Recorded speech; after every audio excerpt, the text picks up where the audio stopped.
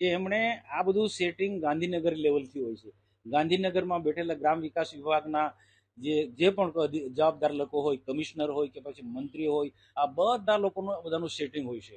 એજન્સીને કામ મળે ત્યાં સુધી સેટિંગ હોય છે. અને ત્યાર પછી જિલ્લા વિકાસ અધિકારી હશે કે પછી ડીઆરડી નિયામક છે કે તાલુકાના અધિકારીઓ આમાં બધા ઇન્વોલ્વ હોય.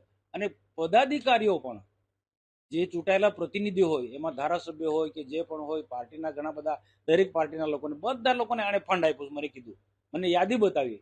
એટલે આજે તપાસ, એટલે જ હું કહું કે તપાસ એવી રીતના થવી જોઈએ કે ઉચ્ચ કક્ષાની કમિટી બનાવે અને આખું એને પણ પૂછવું જોઈએ કે આ કોણ કોણ આમાં ઇન્વોલ્વ છે, કોને કોને એને ફંડ આપ્યું છે.